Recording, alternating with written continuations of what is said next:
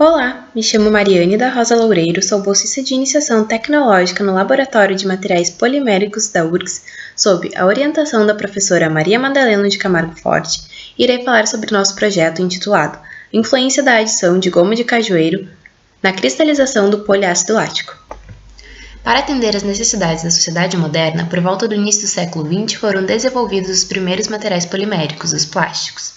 Devido à sua enorme versatilidade e baixo custo, tornaram-se indispensáveis em nosso cotidiano, tanto que a produção mundial aumentou cerca de 50% nos últimos 10 anos. Em função de seu uso tão difundido, grande parte do lixo que produzimos diariamente é composto deste material. Porém, como os plásticos se decompõem muito lentamente, seu descarte vem acarretando graves problemas ambientais. Para tratar de tanto resíduo plástico, têm sido empregadas usualmente as seguintes estratégias: aterros sanitários, incineração e reciclagem. Contudo, há uma nova alternativa mais amigável ao meio ambiente, os polímeros biodegradáveis, que são os materiais poliméricos capazes de se degradar quando descartados. Os polímeros biodegradáveis podem ser agrupados em duas classes principais, os naturais e os sintéticos. Neste vídeo, daremos enfoque aos polímeros sintéticos, mais precisamente ao poliácido lático, o PLA, que apesar de todas as suas vantagens como biopolímero, possui algumas limitações técnicas que tornam difícil sua processabilidade e seu uso como produto final. O PLA possui um lento processo de cristalização, o que é prejudicial às suas propriedades mecânicas e de barreira, dificultando sua aplicação. Uma alternativa para esse problema é a adição de um agente nucleante, capaz de deslocar a temperatura de cristalização para valores superiores ao do polímero original, durante o processo de resfriamento, acelerando assim sua cristalização. Neste trabalho, o PLA, polímero biodegradável sintético, foi modificado com goma de cajueiro, um polímero biodegradável natural, com o objetivo de modificar o comportamento térmico e cinética de cristalização do PLA.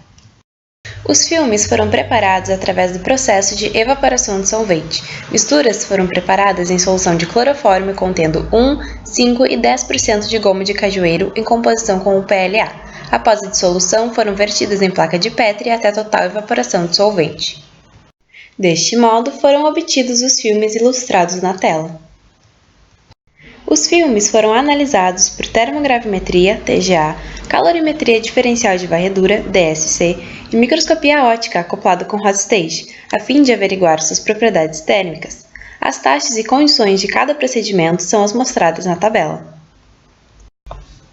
Com base nos resultados obtidos pela análise de TGA, a temperatura de processamento do PLA não foi prejudicada pela adição de goma de cajueiro, uma vez que as misturas são estáveis na temperatura de processamento.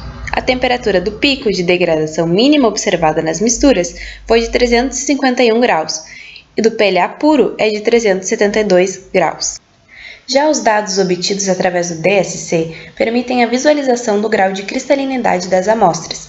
Primeiro, ocorre o aquecimento com o intuito de destruir a história térmica das amostras. Logo após, ocorre o resfriamento de todas as amostras à mesma temperatura. Por último, ocorre um segundo aquecimento, de onde obtém-se os dados, pois assim, garantimos que todas as amostras estão com o mesmo histórico térmico e assim é possível compará-las. Neste caso, percebe-se que com o aumento da concentração de goma de cajueiro na amostra, ocorre também o aumento do seu grau de cristalinidade. Durante a microscopia óptica, pode-se perceber que a goma de cajueiro tende a aumentar o raio dos cristalitos.